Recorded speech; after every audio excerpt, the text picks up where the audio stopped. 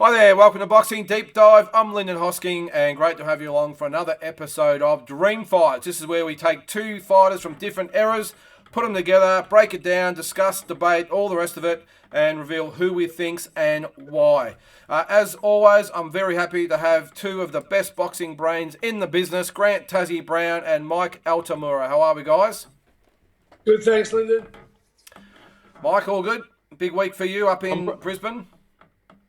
I'm bringing the dynamite today because this choice by our good friend Tassie Brown is a doozy of a melon scratcher, if I may say. Okay, yeah, well, I was pretty happy with it too. We'll get on to the last week's in a second. But Tassie, mate, it's up to you this week. Who have you got? Well, it's going to end in a knockout. I've got Hitman Tommy Hearns versus Julian Jackson. Wow. All right, so break it down. How did you come up with this? I mean, pretty obvious, of course, but what made you put these two guys together? Just thinking of different fighters, different eras, and I was thinking at the super welterweight division, and I was looking at like Donald Curry, Mike McCallum, and Tommy Hearns, and I'm thinking, geez, they were both at one stage 154 champions. Two of the biggest punches in the game, their right hands. They never fought. Wow, this is like someone's lights out. So I thought, what a great fight.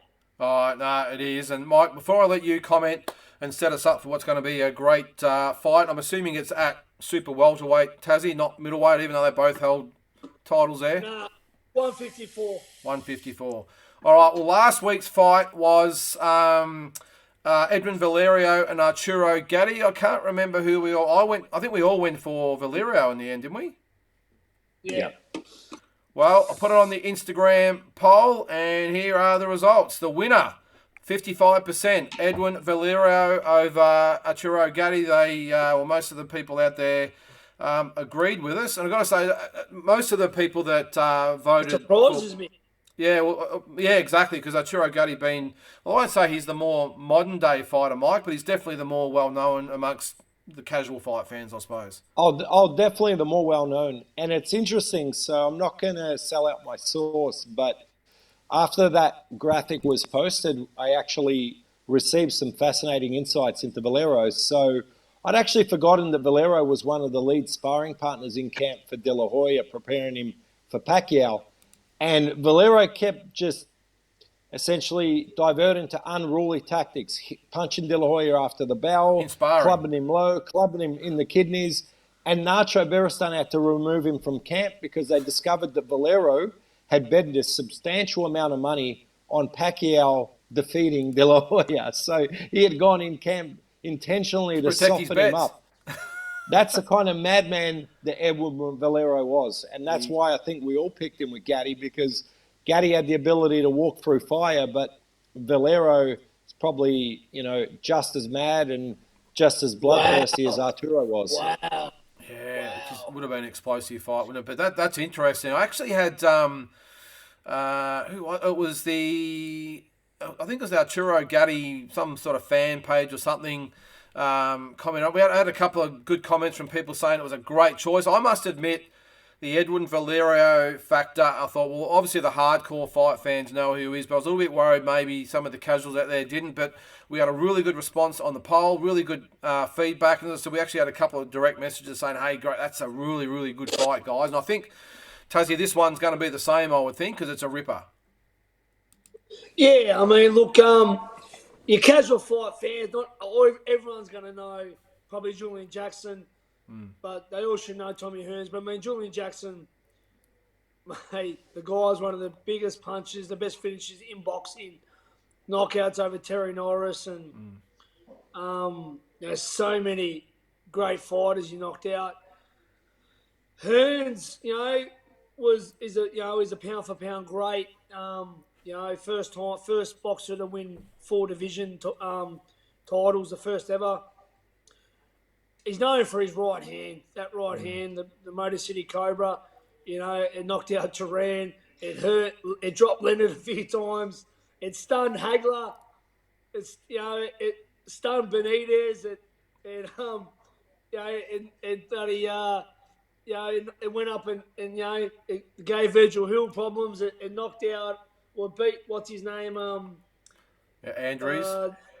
Andrews there, mate. Just so many people felt that right hand, and so Not to this mention is a poor shootout. Roberto Duran and Pepino Cuevas. Yep. This is a shootout. I mean, we'll get into it in a minute. Hearns is probably the more legendary fighter, but Hearns could be a bit chinny, and so could Jackson. So Yep. fucking like it's whoever lands first. That's a good point, Mike, because both of them are very, very similar, and they're both absolutely dynamite punches. Hearns probably just with his right hand, probably Jackson with either hand, but they're also, as you said, both susceptible to getting chinned themselves.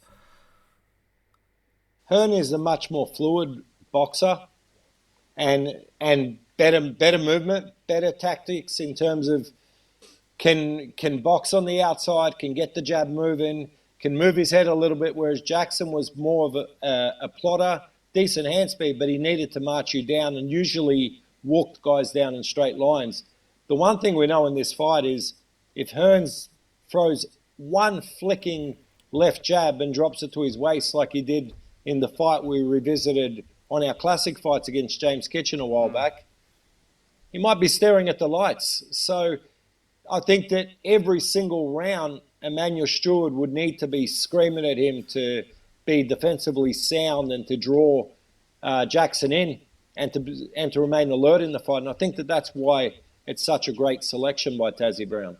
Yeah, and you're right, and not obviously getting complacent and thinking he's doing okay, a la Harold Graham, who also learnt the hard way. All right, let's get into the records, guys. We'll start with Tommy Hearns, Tassie. So 61-5-1, 49 big KOs. You can see the titles there over numerous divisions. What is it, welterweight up to light heavyweight? Just an unbelievable stretch of fights for Tommy Hearns over the years. You see some of his biggest fights there. Some of them big knockouts over Cuevas and Duran. Roldan was another one. And some technical wins like he had over Virgil Hill and Wilfred Benitez as well. So, yeah, just what more can you say about Tommy Hearns? Tassie, we've covered him over numerous episodes in different formats, but what else can you say about this guy? What a resume! Some of the names on that resume. Mate, he's another fighter that's in my top 10. He's one of the greatest of all time. And again, when boxing was in the golden era, the Fabulous Four, plus Wilfred Benitez, just out of there, but a great champion as well. Hearns done it all, mate. He brought boxing back to Detroit, knocked out everyone, fought for the undisputed title against Ray Leonard. Was there for it to win, but went down, in a great legendary fight. They had a rematch years later and was a controversial draw, 2 knockdowns. He sparked Duran, who no one's ever done it before. Had a three-round war, or 6 minute or whatever it was, 6 minute, 9 minute war with Hagler. Just a shootout against a great Hagler and just everyone, mate. Just a legend. And as I said, the first 4th Division World Champion, and just one of the greatest of all time. As I said, he could box, great left jab, good body puncher, great right hand. As I said, but was a bit suspect sometimes because sometimes he would get caught himself, a la Imran Barkley. But I mean, look, he's one of the greatest of all time, and I love the Hitman. Mike, I remember, I'm not sure you would have even been born there, but I remember the first time I ever saw Thomas Hearns fight. It was in 1984. It was June against Roberto Duran. Actually, I might have been 10, about to turn 11, so I was pretty young. But I remember, I knew, for some strange reason, I knew a little bit about Duran. I can't remember why being so young, but I remember seeing Thomas Hearns come out, and the performance that night, I don't think I've ever seen a more complete, total destruction, demolition, whatever you want to call it, of what he did against Duran that night. It's forever etched in my mind. I probably haven't been the biggest advocate about him being in, amongst some of the other all-time greats, but I just remember that fight against Duran, and he had plenty of other fights like that. But what a right hand this guy had. Hearns had a habit that if you could catch it clean early in fights, I mean, you just mentioned the Cuevas fight before. James Schuller, another one, the late James Schuller. You know, it was literally just a one right hand in the opening stanza, and think that's what made him so dynamic. He's so wiry, so long, and could just turn defensive posturing. You see it right there.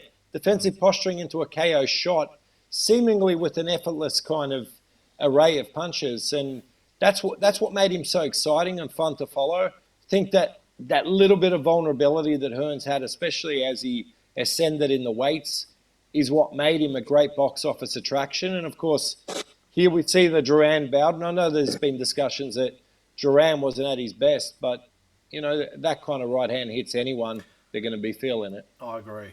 Yeah, no, I agree. And Tassie, you're not much younger than me, so I'm sure you would have been in the same boat when you saw this fight. But what fight, what division do you think that Hearns would, as he was at his best? Was it welterweight, which he probably looked the most destructive, but he had probably more of his bigger fights, obviously, apart from Leonard, above that. What weight do you think was his best weight from welterweight up to light heavyweight? Tassie? Well, mate, I know he only had a couple of fights there, but they were big. He beat Rafael Benitez in a good fight. You know, Benitez was competitive. He's one of the greatest of all time. So he beat him at 154, and he knocked out Duran at 154. That's two amazing wins at 154. I've got him down as the best 154 of all time. Probably Mike McCallum just underneath it.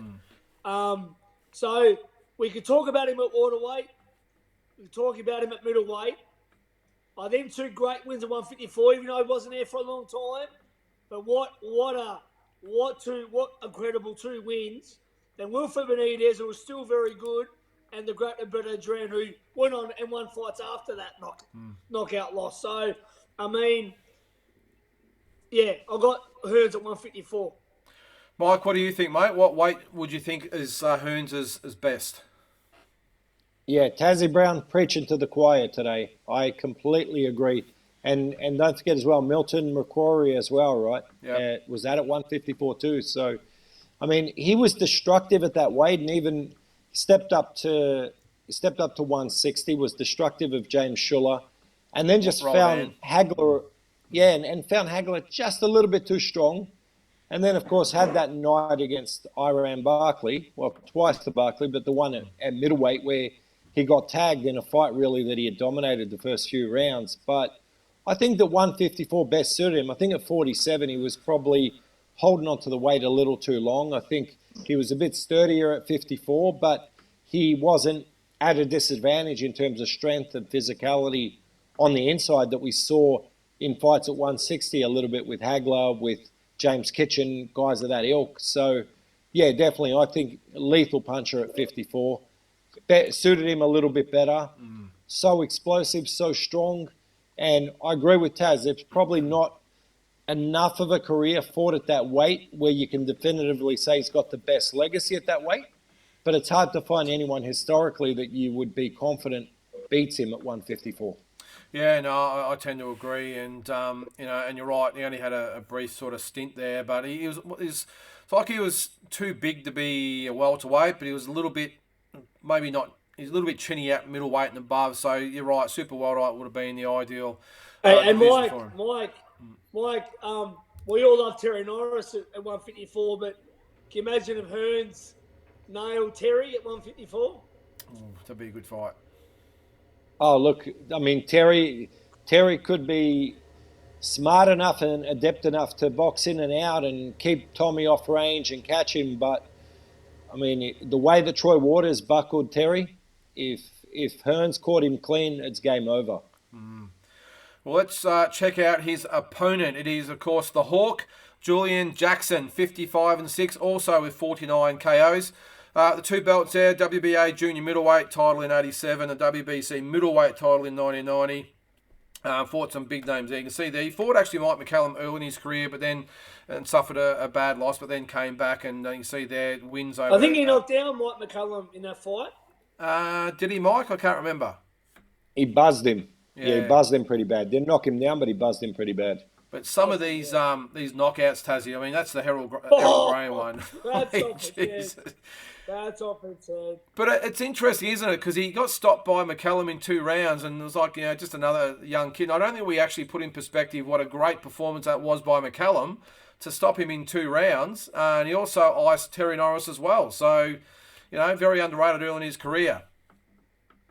Yeah, no, he like I said, Bob McCallum's one of the greatest of all time, mate. I mean, knocked out Donald Curry too. So I mean, Jackson, yeah, mate. I think it was an upset against Norris. Yeah. Norris was boxing well, but then just got caught near the ropes and sort of here, I think. was asleep straight away. But I mean, Jackson, yeah, he just had such heavy hands, and some of the best highlight real knockouts is from Jackson. It's unbelievable.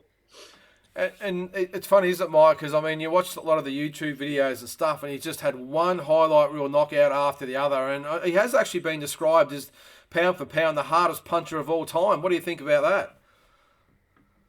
Justifiably. I mean, because he's definitely not pound for pound the greatest boxer of all time. So it was just, if he feathered you with a major shot, it was game over. And I know that the Harold Graham knockout's the one really the most greatly circulated, and then probably the knockout of Buster Drayton. But in the Don King archives, there's probably another 30 laying dormant that have never seen the light of day because they were buried on undercards. But, I mean, he destroyed a lot of top contenders and great world champions. And like I said, I mean, even the guys that beat him had to absorb some shaky moments before they were able to turn it around. He's just lethal puncher with both hands, but especially that right hand. Could throw an overhand, could throw a dead straight, and off just very, very short angles as well. It's not like he needed to load up any of his punches. Yeah, it's amazing because Tassie, I said on the show a couple of weeks or months ago when I went to the International Boxing Hall of Fame, Julian Jackson was there, and someone actually asked him, how did you manage to get so much leverage and power in your punches? And his honest answer was, I just don't know. I just timed it and threw it, and that's what happened. What do you put it down to that gives some of these guys so much power? Oh, Lyndon, I'm just going to go what my dad used to tell me. I think it's God-given. You're born with a punch, in my opinion. People think you can transition a punch, you can work on your technique, you can do this and do that. I believe you're a banger or you're not. From the day you're shaping up, you've either got heavy hands or you punch okay or you're actually a cream puff puncher. I really believe that. Guys like him, Liston, Joe Lewis, big bangers, Valerio, a true one-punch knocker, Tyson. I truly believe that. And people go, what do you mean you're born with it? I really do think that you can always work on your technique. You can get more leverage. You can, get more, hip and shoulder into it. Pivot the toe. Land with the knuckle over. You can do so many things to perfect your style. But I believe you're a banger or you're not, Lyndon. Yeah. And on a domestic level, I know it's on a lot smaller scale. I remember we talk about him all the time. Richie Rolls had that same devastating, just bang, and he could just and Bomber Pete, of course. Mike, I put it down a little bit too as just looking at it as it's obviously the timing, but also the speed of punch. Not necessarily say he's a fast puncher, but when he times it properly and throws it with such speed, with those two combinations, he just has devastating effects. And I mean, who knows? And most punchers you talk to don't necessarily know how they do it either. They just do it. And that's Inchel Bucky obliterated there, who has gone on to later win the super middleweight world title. Is he the one that Troy Waters fought? Correct. Yeah. Yeah, and was on the receiving end of a very dubious decision loss. So here's the Buster Drayton one. Like I said, this is his second most highly circulated KO. And Buster Drayton was ex-IBF champion as well, and lost obviously to Matthew Hilton, but he was pretty durable as well, wasn't he? Not many people knocked him out. No, he was renowned for his toughness. Not on this night. He said that one too. I won't worry about the right hand. I'm going to knock you out with the left. That's just amazing. Absolute freak. Yeah. But, Mike, he would be, you can imagine sort of lining up across the other side of the ring against him. Well, not even that, even in the training camp, thinking, this guy's just got to hit me once, and I'm out of there. It must be, a real psychological thing to have in the back of your mind that at any stage, all you got to do is get hit once and it is over. And that's why I look at really the guys that beat him closer to his prime. I mean, Mike McCallum was made of steel, 60-plus fights, never stopped. Then you look at Jared McClellan. Jared McClellan had a savageness and a nastiness about him that he was there to take your soul, and he was just as big a puncher as Jackson. Yeah. But the guys that weren't there, Quincy Taylor, good, caught him at the end of his career, but good defensive fighter, knew how to catch, knew how to roll, knew how to time. Yeah. But I mean, that's just a devastating KO. And to Terry's credit, he got back to his feet. He just was in no condition to go on. Yeah, well, not many did they? Got back to the feet. He was just a killer. But I really love the guy too, I will say. Really, really lovely fella. So, all right, guys. Well, it's that time of the night where we go to the we won't call it scorecards, but the heat's going to be on us as far as making our decisions goes. Now, Tassie, this was yours, so you're going to go last. Mike, you can go first, and I'll go, and Tassie can finish off. Who wins and why? To me, I just look at both the Hall of Fame career fighters, but Tommy Hearns is a first ballot Hall of Famer, whereas there was a cycle of years and campaigns required before Julian Jackson was finally, rightfully inducted. And I know that doesn't always give the solution. I know that styles make fights, but as Tassie alluded to, and I agree with, I think that 154 was Hearns' best weight. And it's one of those fights that probably they fight 10 times, and on one occasion Tommy Hearns is staring at the lights. But I just think that the other 9 times, Hearns just has a few more wrinkles to his game, would be able to negate the jab, maybe frustrate Jackson a bit, and had the power to catch him with his own right hand. And I could see in a bit of a shootout where maybe Tommy staggered in one of the early rounds, maybe 5 or 6, Tommy just walking Jackson into a grenade of a right hand and then being able to finish him. Yeah, no, good call. And look, I must admit, I toed and froed a lot about this fight because I'm with you, I think, and both you guys. I think Thomas Hearns, his best weight was easily 154. He was so explosive and powerful, and you name it, he was it at super welterweight. And again, as I said earlier, I've just got that Roberto Duran image always in my head. But I can see on that one occasion, or on one of the occasions that Jackson lands one of those punches, and I can see an Iran Barkley moment or a Harold Graham moment with Jackson. I can see it. But I'm going to stick with the percentages. I think at that weight, I think Tommy Hearns was just on point, and I just think he wouldn't get nailed at that weight. It could have been different at middleweight, who knows? But I think at that weight, super fast, super powerful, great footwork, and I just don't think Jackson, as powerful as he was, would get that shot off to Hearns. So I'm with you, Mike. I'm gonna pick Hearns in about 6 or 7 rounds. We'll get Jackson out of there. I think he lands that right hand first, and at that weight too, Hearns. If you got you hurt, you're out of there. So I think I'll go Hearns in this 7th round by knockout. So I think you had Hearns as well by knockout, didn't you? So that's 2. Yeah, about round 5 or 6. Yeah. All right, Tassie, that's 2 for Hearns. What do you think? Yeah, I agree. I've got maybe Jackson buzzing Hearns a bit early, maybe seeing the legs wobble a bit, and then just be reminded by just shooting the corner, box, find your distance, be careful of that right hand or left hook as well, but just be careful of his power. Find your rhythm, start beating down to the body, get the jab in his face, land that right hand, and after probably a wobbly, couple of rounds early, Hearns settles and sparks Jackson inside 6 rounds. Geez, that's the first, guys. We've pretty much gone for the same predictions. Hearns by between 5th and 7th. All comparable. Yeah. But because I must admit, look, there's a couple of times I thought, geez, I can just see Jackson landing that right hand at some stage, and if he does land it, there's no buzzing. He's going to knock Hearns out. But as I said, I just think at middleweight might have been a bit different, but super welterweight, I just can't see it. But overall, Tassie, it was a great pick, mate, and I love Again, we always talk about it, Mike. That's good. I'm not sure with a lot of people out there. I'm assuming they would know about Jackson. Most of them would know about Hearns. But, geez, if you've got a spare 10 minutes to look at a couple of clips on YouTube, it's well worth it, isn't it? If they don't know Thomas Hearns, throw out Turn your off now. iPad right now. Throw out your iPad, disconnect your Wi-Fi, and go and live in the bush. If you don't know Thomas Hearns, please just go and do something with your life. Yeah. And Mike, as I said, like Julian Jackson, do your homework on him because he was, as I said before, he's just a human highlight reel, wasn't he?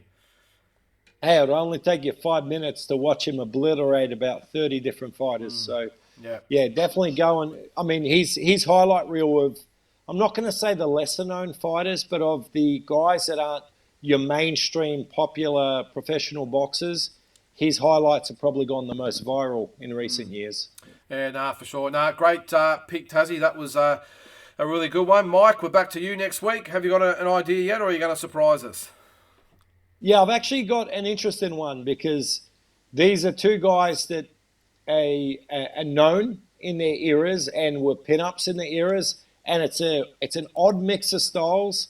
I'm going to go at like 130 to 135, and I know that Tassie's friends or knows one of these guys well anyway, so it's going to make it interesting, but it's not too personal. See, I was thinking of hitting him with something, that could really, really put him in a tough position, like two former Aussie world champions in Bomber Peden versus Barry Michael. But I know that would make him too uncomfortable. So I'm going to go with this one, which is schoolboy Bobby Chacon, who a lot of our viewers may not be familiar with. I doubt it, yeah. But he was a pin-up in his time, believe it or not, and pinning him against Ryan Garcia. I like the modern day aspect of it. I love it. Ryan Garcia, unproven Tassie, but I think unproven or not, that would be a fight to watch. 100%. Totally agree. Yep, I like that. So, all right, so that was Julian Jackson, Thomas Hearns. Next week, make sure to tune in. Ryan Garcia against Bobby Chacon. In the meantime, do some homework. Look at some vision of Bobby Chacon because he was a great fighter back in the day. Just another Arturo Gatti type of fighter, wasn't he, Mike? He just come in, every fight was a war. So that'll be a ripper as well. All right. All right, guys. Well, that's it for this episode. Thanks again. Great to have you on. And look forward to next week and another edition of Dream Fights.